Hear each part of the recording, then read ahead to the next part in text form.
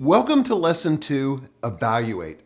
Before you can achieve your productivity vision, no matter how compelling it may be, you have to be absolutely clear on where you are right now. You'll never get to where you want to be unless you know where you're starting from. Let me explain. Before I started my own company, I had the privilege of serving as the CEO of Thomas Nelson Publishers. But years before, I was an associate publisher, the second in command of my division. In July of 2000, my boss suddenly resigned, and I was asked to take his job. As associate publisher, I had the sense that something was off with our division, but I had no idea what a disaster it really was. Thomas Nelson had 14 divisions at the time, and I soon found out mine was the least profitable, dead last.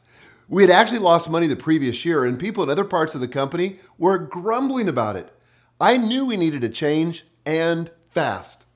I was tempted to jump into action immediately and do anything I could think of to bring in revenue. But something told me that that would be a mistake. After all, what's the point of filling a leaky bucket? I knew I had to identify the real problems before I could chart a new course. So instead of calling a meeting to brainstorm bailout ideas, I took some time off. I went on a private retreat so I could get crystal clear on two things. First, I wanted to find out where we actually were, no matter how bad it was. Second, I wanted to come up with a compelling vision for the future. I knew once the starting and the ending points were clear, we could figure out how to chart the course. And that's exactly what we did. I thought it would take 3 years to accomplish my initial vision, but instead, we pulled off a complete turnaround in just 18 months. We exceeded almost every goal, and our once struggling division became the most profitable in the whole company over the next 6 years. We went from dead last to leading the pack by a mile. But that didn't happen because we had a great business strategy. No. It happened because we had a clear vision of where we wanted to go, and we were honest about where we were starting from. Now it's your turn. In this lesson, you'll evaluate your starting point so that you can chart a course for improvement. If you aren't willing to take a hard look at your current productivity system, you're probably just going to grasp for one productivity tool after another, settling for Band-Aid solutions that never address your core problem. By evaluating your current reality, you'll be able to find your true north, the path that will lead you to achieve more by doing less. Before we go further, be sure to download the course workbook from the sidebar on the right if you haven't already done so. You'll want to take notes as we move along. To chart this course, you're going to need a special kind of compass, the Freedom Compass. This tool, which we'll use throughout the rest of this course, will be your productivity guide. It'll prevent you from heading off in the wrong direction, and it'll help you evaluate tasks and opportunities based on two key criteria: passion and proficiency. When you get a handle on these two things, it'll revolutionize your productivity. It's not enough to be either passionate or proficient at the things you do the most often. You need to be both. If you're not, your energy and performance will suffer. By passion, I'm talking about work you love, work that energizes you. Has there ever been a time when you were working on something and thought, I can't believe they're paying me to do this? That's passion. You can do many things, but you're the most satisfied when you're doing things you love doing. Proficiency, that's something else. If passion is doing something you love, proficiency is doing something at which you excel. Now, there are probably a lot of things you're passionate about, but you might not be especially good at them. For example, I live in Nashville, Tennessee, Music City, USA. We're crawling with musicians, but most aren't in the music industry. No, they're waiting tables. I'm sure they're passionate about music, and most of them are probably pretty good at it. And maybe in any other city, they'd be local celebrities. But here in Nashville, it's a totally different game. You can't just be good here, you have to be great to get attention. Passion may bring you to town, but proficiency is what puts you on the stage. Here's a key distinction. Proficiency is not the same thing as aptitude. And a lot of people get these mixed up. Aptitude is an ability or a knack for something. Proficiency is that and more. When you're proficient, you can generate results other people can measure and reward. In other words, people will pay you to do it. Aptitude is about skill alone. Proficiency is about skill plus contribution. It's what you offer the world that the world rewards. No matter how talented you are, if you're not making a contribution in a certain area, you're not really proficient. Now that we're clear on terms, let's take a look at the Freedom Compass. It's a simple grid with proficiency running across the x-axis and passion running across the y-axis. These two criteria form the 4 different zones you normally operate in. It's really simple. Each of the 4 zones of productivity is a combination of how passionate and how proficient you are at something. Using this tool will offer up some huge revelations about different areas of your life. So be prepared to find out something new about yourself. When you're done, you'll have a much better understanding of why certain tasks make the day fly by and why others make the clock stand still. We'll review the 4 zones in reverse order so you can see the progression. Let's start with the one we all hate. Zone 4, the drudgery zone. The drudgery zone is made up of tasks for which you have no passion and no proficiency. Basically, these are the things you hate doing and aren't any good at. This is the worst kind of work you can do. It's a grind. For me, the drudgery zone includes things like expense reports, handling email, booking travel. I have 0 passion and 0 proficiency at that. So forcing myself to do them is a real chore. As a result, these things always take longer than they should, and I wind up wasting a lot of time. The time is wasted because my energy could be put to work on things I actually love and am good at, things that would make a real contribution. But I'm never going to be good at booking travel, and I never want to get good at it. So why should I force myself to do it? Of course, the things in my drudgery zone may not be in yours. The tasks I've mentioned aren't bad. In fact, my executive assistant thrives on them. There are a lot of people in the world who love the things you hate and vice versa. The point here is to identify the things that are drudgery to you. Let's move to zone 3, the disinterest zone. The disinterest zone is made of things you're proficient at but aren't passionate about. You can do these tasks maybe better than anyone else in your office, but they drain your energy. Why? It's because you don't have passion for them. Frankly, you just don't care about them, so they bore you. Most of us naturally try to avoid drudgery zone tasks, but we often get stuck in a rut doing those things that are in our disinterest zone simply because we're good at them. This is a trap you've got to be aware of if you're going to become fully productive. Now, I'm speaking from experience here. I have a deep background in publishing, and I got into the business because I've always loved books. That passion is what drove me into publishing, and I developed proficiency in each of my positions as I climbed the corporate ladder. But here's the thing. The higher I went, the less I was involved in actually making books. Every promotion led me a little further into administration. And by the time I became the CEO of the company, my job was primarily about finance. Now, I do have an aptitude for finance, and I eventually developed proficiency for it. But my passion didn't last beyond the initial phase of learning and mastery. Bottom line, it bored me to death. But that's what I was getting paid to do. That aha moment, among other considerations, led me to leave the corporate world and refocus on my first love, creating transformative content. Now, I've heard similar stories from many people. If we're not careful, we can get stuck in the disinterest zone for years, maybe decades, simply because it pays the bills. Now let's move to zone 2, the distraction zone. In this zone, life gets a lot more tolerable. The distraction zone is made up of the things you are passionate about, but unfortunately have little proficiency with. These activities don't drain you, you actually enjoy doing them. But because you lack proficiency, they don't really move the needle on your goals. These tasks become massive time wasters. And here's the problem with the distraction zone. Your passion can mask your lack of proficiency, but only to yourself. Usually other people can see your proficiencies very clearly. They can see where we lack proficiency too. We may be the last one to know we're wasting an enormous amount of time by doing subpar work we really enjoy. This is the finance executive, for example, who can't stop interfering with marketing, or the salesperson who meddles in graphic design, or the manager who finds it easier to do the team's work than actually lead the team. You may love a certain aspect of your work, but unless your colleagues or your clients affirm you're making a real contribution, you're in the distraction zone.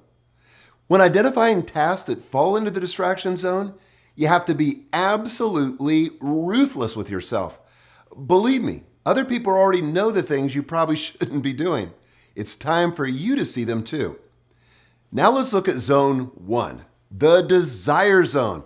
The desire zone is where your passion and your proficiency come together.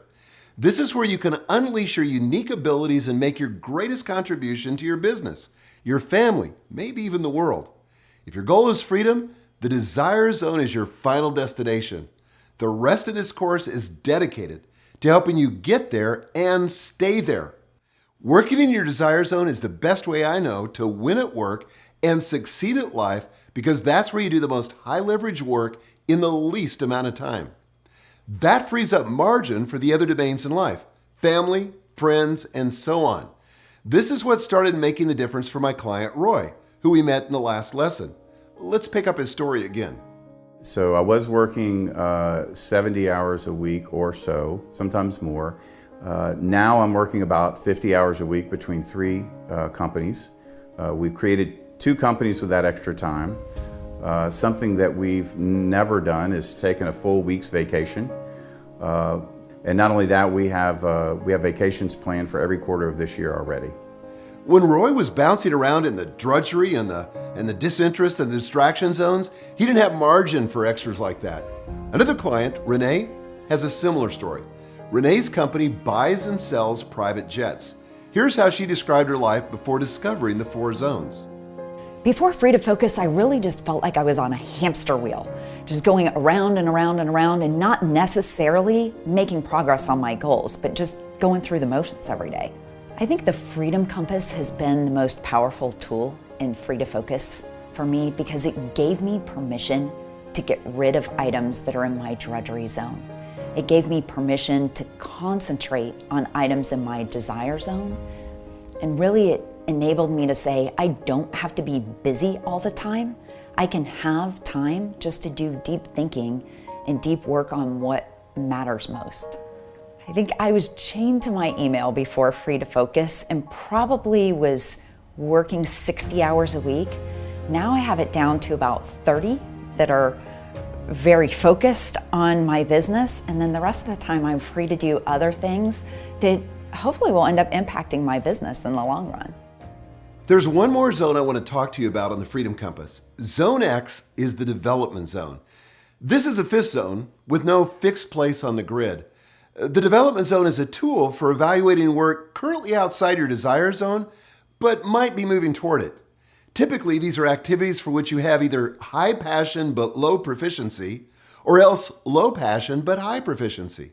It's possible to gain either the necessary passion or proficiency to move this into your desire zone. And this progression is important because we don't come with fixed settings on either passion or proficiency. They're the result of personal growth. We all begin with curiosity and possibly some raw talent. Time and practice, though, determine which zone a task falls into.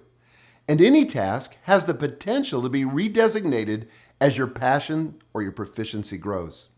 Several tasks in my desire zone today migrated there from the development zone, and that's true for a lot of people. When my daughter, Megan Hyatt Miller, first started working for me, she had 0 passion for financial analysis. She excelled at branding and marketing, but spreadsheets and projections, those were a grind for her. But she was willing to learn, and she had some raw aptitude. With time and training, she developed genuine proficiency. And that's not all. As Megan developed proficiency, her passion grew too.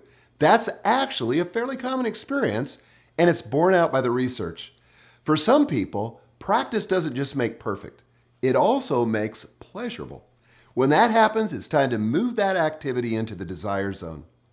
Sometimes you know a certain task just isn't in your wheelhouse, and that's perfectly fine. But there may be other times when you have a hunch that a little more practice could help your passion and your proficiency grow. That's a perfect candidate for the development zone. Stay open-minded about the task and give it some attention. In time, you'll discover whether it should be moved to your desire zone. Now that you understand the productivity zones, let's look at the Freedom Compass diagram. For centuries, the basic skill in navigation has been finding true north.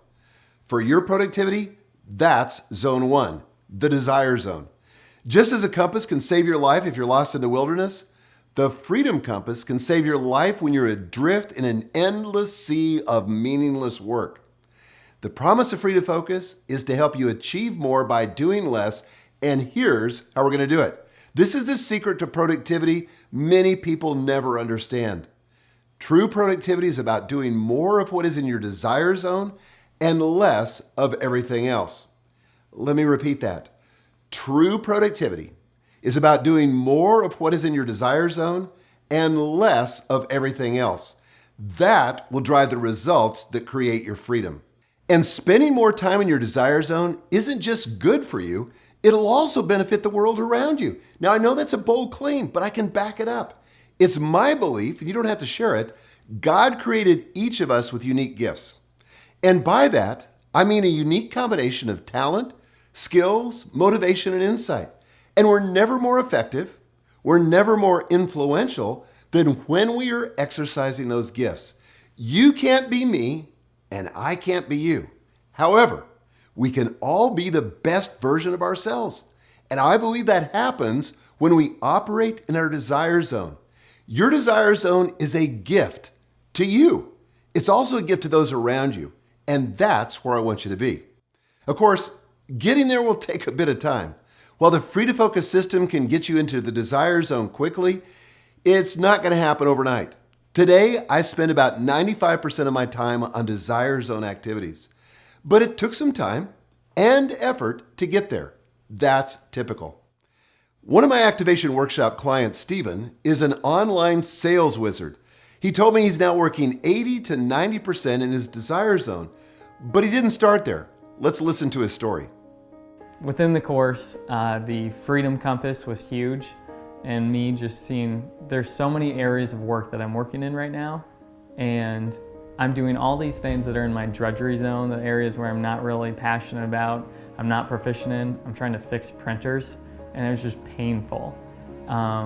It was revolutionary to see the list and be like, actually, I can work in my desire zone, which is the area that I'm passionate and proficient in. And I love working in there. Just talking about it gets me excited. But early on, I was trying to do everything, and that's when I was working a lot and not getting as much done as I wanted to. So working more within the Freedom Compass, I've experienced a lot more joy in my work. By implementing Free to Focus principles and the ideas from the course, it's had a dramatic impact in our bottom line. And we've been able to double our business in the last year. We're in the top 3% of Amazon sellers. It's been a huge confidence booster to me mentally. And then on top of that, being at home earlier with my family, with my girls, being all in, that's just priceless. Now that you know about the Freedom Compass, keep your eyes on true north. Do your best to move into the desire zone, but be patient along the way. A compass is a guide, not a bullseye. Maybe there's something you love to do, but you need to develop proficiency. Or maybe you're perfectly capable, but need to find something that stokes your fire. That's fine. Use the development zone as a way station and keep moving forward. Before we finish this lesson about the desire zone, I want to challenge you with one more crucial question. If productivity is a matter of doing more things in your desire zone and less of everything else, why aren't most of us doing that already? I mean, that's a great question. And it brings us to a simple concept you'll need to learn if you want to make progress toward your true north. You need to understand the power of limiting beliefs and the power of liberating truths. Let me explain. The biggest obstacle you face in your effort to become productive may well be your own mindset. As we examine ourselves closely, we often find that we're driven by a collection of beliefs that we have about ourselves and our situation. I call them limiting beliefs because they limit our potential by putting up a false barrier to growth. What is a limiting belief? Here are some examples. They may well be things you've been telling yourself about productivity. Things like, I just don't have enough time, or I'm too busy, or I'm just not disciplined, or I'm not really in control of my time. I've heard these limiting beliefs from everyone from CEOs of major corporations to mid-level managers to stay-at-home moms. But are any of these statements really true? The fact is, we're all busy. Everyone has plenty of things to do. Yet, some people make a choice to focus their attention on the most important things in life. We all have agency, the power to choose. And discipline is a problem for everyone. We all face the temptation to do what feels more comfortable rather than what's most challenging. Yet some are able to put action behind their choices and develop accountability, strong habits, and healthy routines. And the truth is, nobody is fully in control of their time. We all have demands placed upon us by employers, family, and other relationships. Even so, we all have some discretion in what we do and how we respond. Productive people, they make the most of the time available to them. So let's try replacing some of those limiting beliefs with liberating truths. Liberating truths free you to move beyond those false barriers and make real progress. Here are some examples. Instead of saying, I don't have enough time, try, I have all the time I need to accomplish what matters most. Try replacing, I'm just not that disciplined, with working in my desire zone doesn't require much discipline. Instead of, I'm not really in control of my time, try, I have the ability to make better use of the time I do control.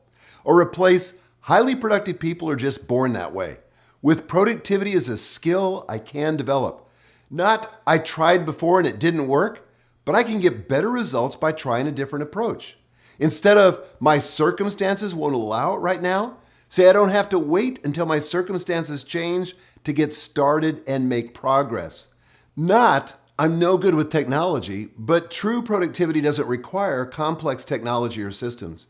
It's more about aligning my daily activities with my priorities, and I can do that. Those are the 7 limiting beliefs I've heard most often over the years, but there are plenty more. I've listed a bunch of them on a limiting beliefs cheat sheet, along with corresponding liberating truths.